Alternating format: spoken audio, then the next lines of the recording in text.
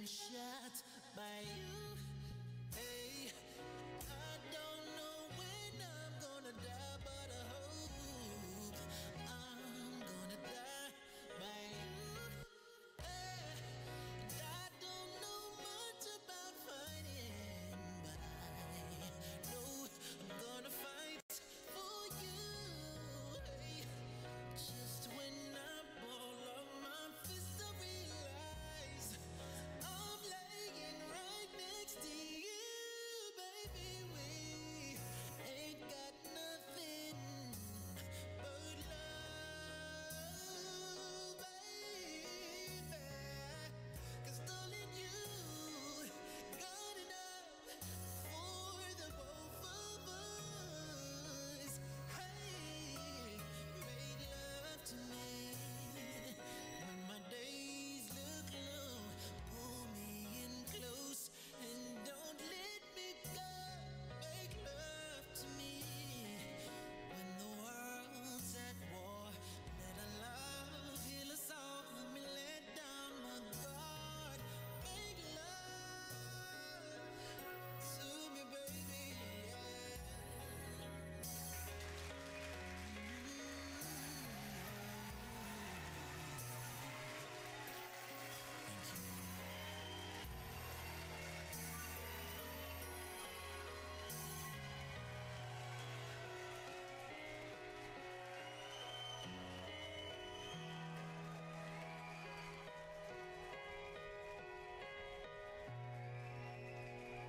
La détente avec Gela.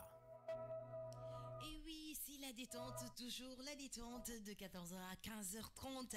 Alors je disais conseil beauté âme. Aujourd'hui on s'adresse au monsieur. Ce lundi 6 août 2018. Écoutez bien monsieur. Alors 14h passées de 24 minutes. Vous êtes dans la détente. Mustapha Willan, je te salue. Et Alun Mang aussi qui dit hello hello Gela, la Mifa King FM. Mokhtar Singer qui dit bonne émission. Dédicace à mon ex chérie Bintou et à sa fille Aïcha, ma nouvelle chérie Mokhtar. Jumo Korea, Suleiman Diallo, mention très spéciale à vous. Binet Goujabi, Nildas Mendy, Binet, Lamine Silla, Angélique Mendy, la grande sœur, et bien d'autres qui sont connectés. Lil Gay, Njai Simon, Jason, Aïcha Soraï, Madame Jong, non c'est Madame Saré, autant pour moi. Jean-Paul Ndong, Cherti Jansi, Vovon, Agathe Mané, Jean-Paul Ndong qui dit bonjour, bienvenue. Cherti Jansi, Angélique Mendy, encore une fois qui a partagé la vidéo. C'est vraiment gentil. Mansour Diallo, bienvenue. Stéphane Colli, Tinasso et de la partie. Alors comme je vous ai dit tout à l'heure, aujourd'hui nous allons parler de la beauté des hommes. Alors Mansour, tu es concerné. Bien sûr, monsieur à côté de moi, il est concerné. Ils sont tous concernés. Tous les ils, vous êtes concernés. Alors, quand on parle de beauté d'homme, on parle des basiques, n'est-ce pas? Quand on parle de basiques, ce sont les soins du visage. Junior Le Sage, je te salue. Les soins du visage, avoir bonne mine. On parle aussi de soins peau grasse et boutons, surtout ça. Ils en ont tellement. Le rasage, on peut parler du rasage. On parle de soins du corps, pourquoi pas. Des cheveux en pleine forme, pourquoi pas. La barbe aussi. Alors, aidez-moi à être pro aujourd'hui, les hommes. Il faut beaucoup m'aider parce que je me connais pas vraiment, mais je vais essayer de vous aider quand même pour ceux qui ne connaissent rien, absolument rien. Alors, conseil du jour, c'est la peau sèche. Vous avez la peau sèche, vous éprouvez une sensation d'inconfort, de tiraillement et vous trouvez le teint terne. Ne vous inquiétez pas, il y a des déshydratations, est un phénomène qui concerne tous ces genres de peau et contre lequel il est possible de lutter grâce à des soins appropriés. Entretenez quotidiennement votre peau avec un soin hydratant. Alors, pour un homme adapté à votre type de peau, il faut d'abord savoir quel genre de peau vous avez, les hommes. Soit peau grasse, il y a différents types de peau, donc il faut savoir ban genre de peau ngeen am. Dégg nga, yaa ngi may dégg? Est-ce que yaa ngi may dégg bu baax? Voilà, ok. Oufi say nopp bu baax nga déglu ma. Bonjour Tata Fama, Fissine Garnet. Bonjour Tatouage Ndeye Fofana. Bienvenue Pape Lay Diouf. Alors, je disais, pour la beauté des hommes, le teint terne aussi peut être dû à la déshydratation de la peau. Pour vous en débarrasser, prenez une longueur d'avance en procédant 1 à 2 fois par semaine à un gommage pour éliminer les impuretés et les cellules mortes à la surface de votre peau et favoriser l'action d'éliminer les impuretés et les cellules mortes à la surface de la peau et favoriser l'action de votre soin hydratant. Vous retrouvez une peau lisse et confortable. Alors, il y a de ces hommes tellement machos qui te diront non, lolo, do you fugo. Un homme, ça doit être propre, ne pas avoir des peaux grasses, des boutons, vous devez être clean, ça n'a rien à voir avec votre virilité, n'est-ce pas? Ça n'a rien à voir. Alors, cessez de dire genre que voilà, je suis un homme, alors un homme ne doit pas faire des gommages sur le visage et autres. Évitez de dire cela. Cela va de votre propreté, sérieusement, de votre propreté. Vous devez avoir des déodorants, vous devez vous gommer le visage pour éviter les peaux grasses, les boutons. Vraiment, les hommes, quand même. Hein? Pardon? Salan? Dama ni nga ñëw déglu li may wax laa la wax. Peau grasse yeeg ñoomin seen. Fii ci biir studio bi y a des hommes qui vont te dire ah oui j'ai la non loolu du yëfu kii quoi du yëfu gentleman. Yëfu gentleman mooy nga set nga am peau bu net vraiment. Alors on va commencer par les basiques. On dit des produits pour hommes. Pourquoi faire? Protéger ma peau contre quoi? Ce sont les questions qui se posent. Comment appliquer un soin hydratant anti-âge matin ou soir? Bronzer tranquille. Nos marques de cosmétiques femmes et hommes. Alors les soins de visage. Pourquoi nettoyer ma peau? Vous devez nettoyer votre peau parce que la peau doit être nettoyée, les hommes. S'il vous plaît, arrêtez de vous dire que oui, sangu naa rek jeex na. Bu doon sangu kese mooy tax sa peau bi set. Vraiment, ñu bëri kon dañ fi toog. Alors, vous devez faire des gommages avec même des produits naturels pour éviter les peaux grasses et autres. Des cernes. La peau qui tire, les rides d'expression qui s'expriment trop, comment appliquer un produit contour des yeux, comment faire un gommage du visage, la peau sèche, comment se faire un masque nettoyant, comment utiliser vraiment un gel nettoyant visage. Tout se trouve sur le net, tout, hein. Tout. Quand vous utilisez WhatsApp et autres là, vous pouvez vous renseigner là-dessus. Ou bien demander aux femmes de vous aider à faire des gommages. Mais man gay jaxal nañ ma quoi. Bo leen né gommage non, yëfu góor jigéen lañ lay wax ka, yëfu góor jigéen yooyu. Non, ça n'a rien à voir. Day tax ngeen clean, ngeen am peau bu lisse, hein. Ku leen gis ne waaw, cof bi kan la. Ah, ay ndëgal nee na yambal bi kan la. Ça n'a rien à voir avec yamba. Après ni ngeen di def seen jabar yi bu ñu gisee góor bu rafet dañ ne waaw kii moom coofe na di ngeen mer alors que yéen a dul prendre soin de vous. Il faut prendre soin de vous. Alors on parlait des soins de visage. Avoir bonne mine, ne plus avoir l'air fatigué. Loolu yëpp ci kii la bokk. Xam nga loolu.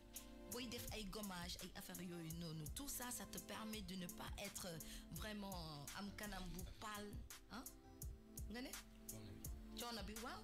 Ay boutons yi ngeen di am nii ay boutons yoo xam ne kii la du sax peau grasse nii nañ koy woowee fàtte naa sax tur bi ça va me revenir tout à l'heure mais en tout cas s'il vous plaît évitez d'avoir vraiment des peaux grasses et tout utilisez les gommages hein et tout. On va écouter de la musique et puis on va revenir pour détailler. Oui, Fissen Garnet ici, ça fait longtemps. J'ai la parle des aisselles. J'en viens. J'ai pas encore fini en ce temps d'été sujet d'actualité là, surtout dans les transports en commun. J'en viens, ne t'inquiète surtout pas. Il y a Junior Le Sal qui dit savon carotte Barna. Merci. Mais je savais que tu allais m'aider, Junior, parce que je l'ai rencontré. J'ai rencontré Junior. J'ai vu que Junior, il fait pas partie des gars. Il y a un peau grasse. Non, vraiment, c'est un gentleman quoi, avec vraiment une police vraiment mal réalité. Non. Alors Moustapha Milan et qui encore qui sont connectés sur la page Facebook mention très spéciale et ceux qui sont du côté de 99.4 mais j'ai la loue à non je n'ai rien contre vous, je veux juste que vous soyez clean quoi. Clean comme les femmes, clean ne veut pas dire vraiment être comment dirais-je, être gordigan comme vous dites, ou bien être ne soyez pas macho s'il vous plaît. Non du tout, ça n'a rien à voir, ça n'a rien à voir avec tout cela. Alors que les femmes nous bëgg góor yu clean, ñu bëgg góor yi nga xam ne vraiment buñ la jegee doone le gars là, ils sont mauvais. Alors Junior le sage, on dit quoi? Saleté de feuille ou maté, ça j'ai la manne. Décédez-moi, ma gueule saleté. Vraiment, vraiment, vraiment. Décédez-moi, que gueule saleté. Alors sur la page Facebook, il y a Serine Makenjai qui dit salut Géla. C'est Serine Maké, Waka, monument de la Renaissance. Alors Nena, à toi particulièrement, montre un peu, je vois. Kinkayari Touba à toi et particulièrement à ma maman adorée, Negei. C'est vraiment gentil. Nous les du Barabar Omarolo, c'est ça.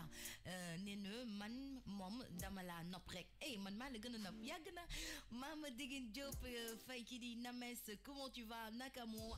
Oui, mangini, rek, bambanjai, good morning. Eh oui, c'est depuis ce matin. Là, on est dans la détente. Salsayer, Adama Fall. Bonjour à toi et bienvenue, Fadel le Nyancho. Mais où est-ce que t'étais, toi? Salam, salam, bonne écoute à tout le monde. Salut Géla, comment tu vas?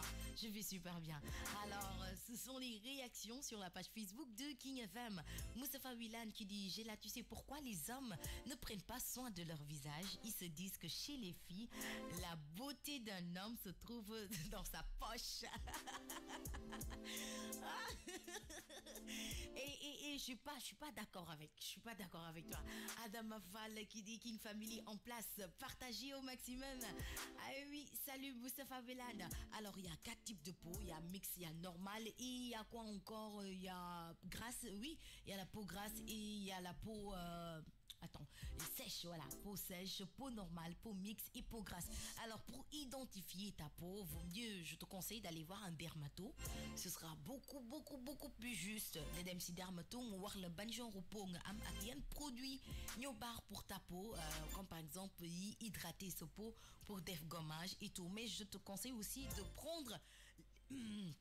comment dirais-je, les gommages naturels.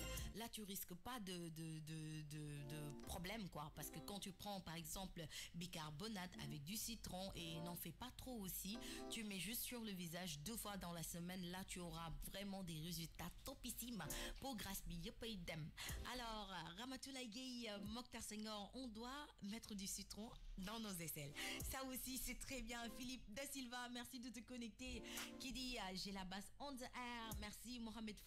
Germaine Aïchendia, je te fais un gros bisou. Alors, on est ensemble. Premièrement, on va commencer parce que le temps ne nous attend pas. On va commencer à parler vraiment du sujet, quoi. Du sujet. Georgette Léogadi, bienvenue. On dit nettoyer quotidiennement votre visage avec un nettoyant adapté à votre peau. Comme on disait tout à l'heure, il y a peau mixte, normale, grasse et vraiment sèche. Alors, si ce peau ne me mène, nettoyant, mon lait arrangé, donc il nettoyer chaque jour, le matin, après lavage et tout. Donc, c'est très important, il y a de temps en temps, c'est une canamie. Alors, on dit les soins pour la peau de l'homme existent, alors profitez-en.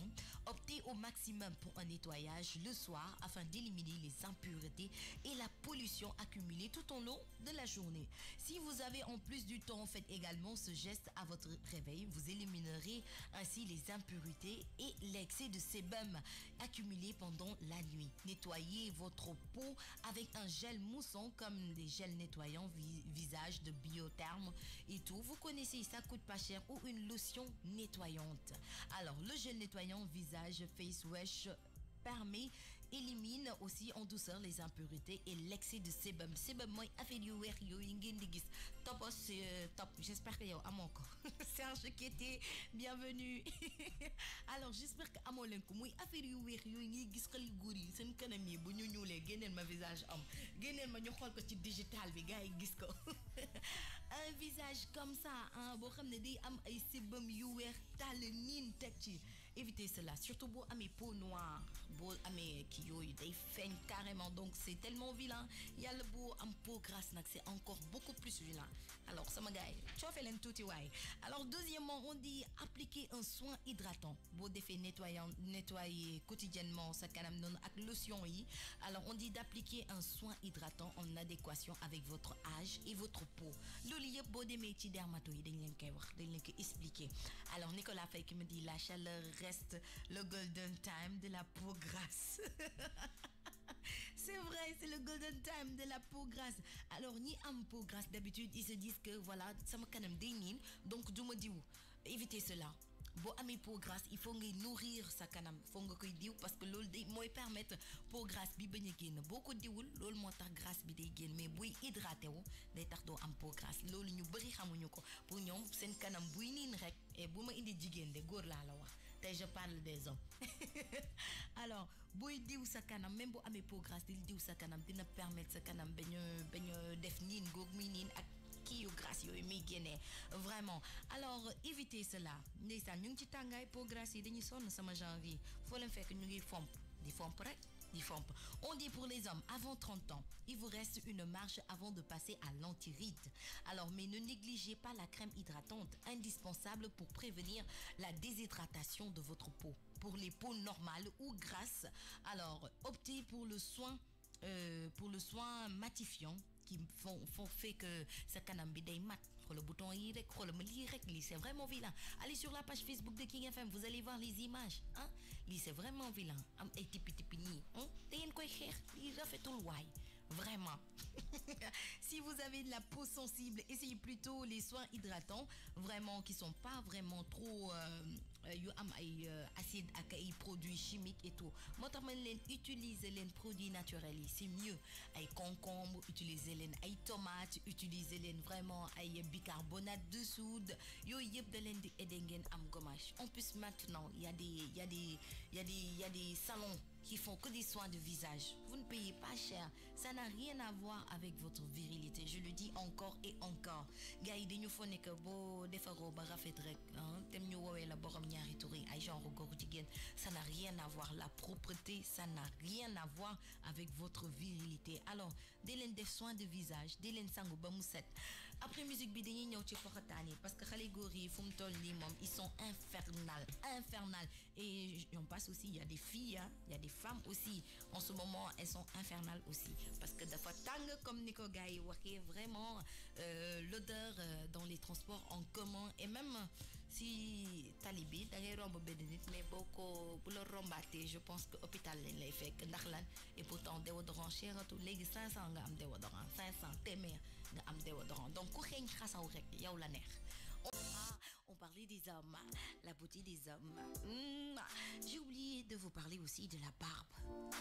Vous savez, la barbe, il faut prendre soin de la barbe aussi. Sinon, vous pouvez prendre soin, vous pouvez kodul raras, vous pouvez kodul laver, vous pouvez kodul gommer, vous pouvez kodul hydrater, vous pouvez kodul tailler, déco brosser, déco lisser, déco peut-être pas. Peut-être pour certains oui ou non coloré en tout cas barbe da nga koy toppatoo parce que karaw la quand même buy sax ci kanam da nga ko war di toppatoo tout le temps vraiment d'y prendre soin comme on a dit de laver de gommer la barbe d'hydrater de tailler de brosser de lisser pourquoi pas pour mu am aspect bu rafet parce que da ngay jàkkaarloog nit yi ci kanam la sax karaw bu rafet la donc il faut en prendre soin alors on va parler des fameuses aisselles les aisselles alors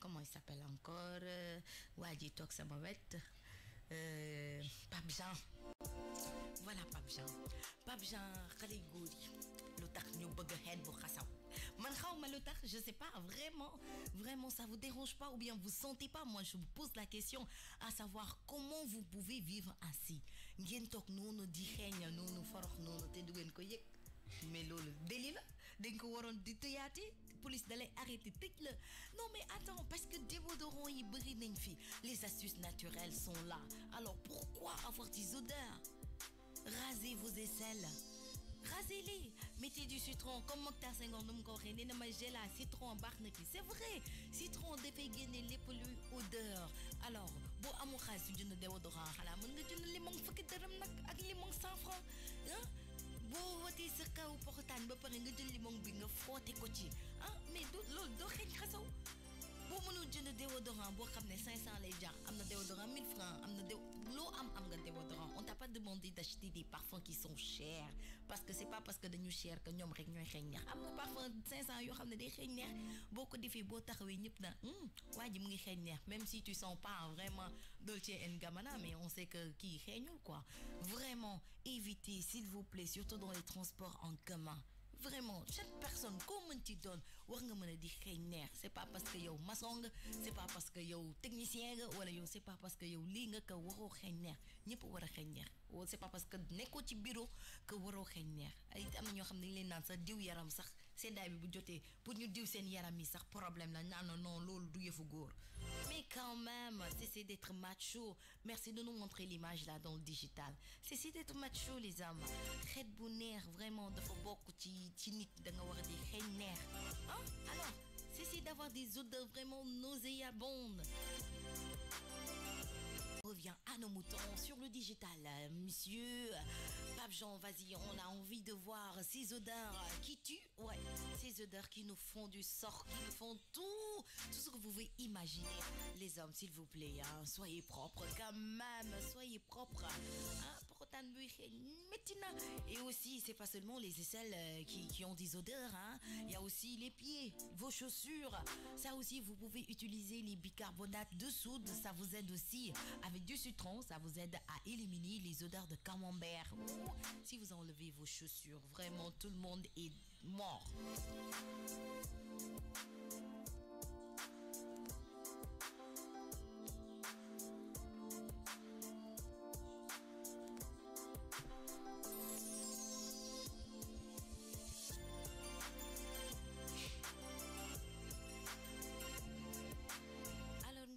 may leen ñu jàmm tuuti may leen ñu respirer air pur déjà pollution bi dafa doy hein ci dëkk bi avec les voitures et tout donc s'il vous plaît aidez-nous à respirer mieux les hommes aujourd'hui j'ai la du xaritu góor ñi de tey moom xaritu jigéen ñi la parce que vraiment gars yi tey je vous attaque carrément vraiment parce que dafa métti daal Diagne Eladji Mawlud présidentielle Amassi il y a aussi Diagne Eladji Madjiguène Thiam je ne t'oublie pas Adama Fall Binette Goudiaby qui est tellement contente tonton Daouda namunala nena Adama Fall temps yi danga 8 alors discussion ça c'est discussion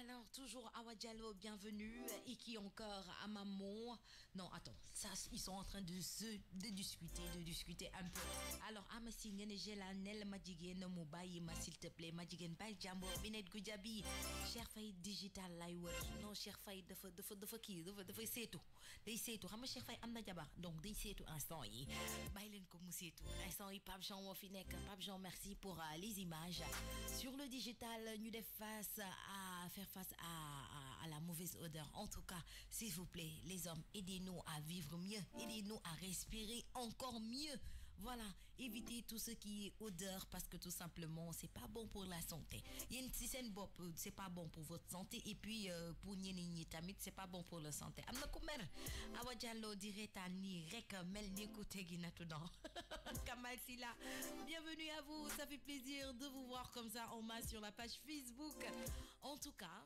non je sais que c'est King Family ñoom moom page bi alors c'était juste des conseils qu'on a donné pour les hommes aujourd'hui di leen wax ngeen éviter di am odeur yi di bàyyi seen aisselle yi muy bëri karaw du ngeen rasé wu du ngeen defar déodorant et tout alors nee naa leen déodorant bëri na si dëkk bi 500 nga am déodorant donc c'est pas une raison genre faute de moyens non xam naa ne c'est pas faute de temps tamit ndax bu ngeen xëyee balaa ngeen def quoi que ce soit di ngeen sangu ko sangu nag balaa ngaa génn sa kër merci de faire des déodorants wala des voilà antitranspirants yooyu yëpp c'est bon alors il faut utiliser aussi des produits naturels pour votre visage ngeen éviter am peau grasse yi éviter di niin et tout ngeen am peau bu lisse peau bu normal parce que comme on disait tout à l'heure dañuy am différents types de peau et tout ku nekk war nga xam ban produit nga mën a utiliser pour li nga xam ne mooy sa imperfection au niveau de la peau surtout au niveau du visage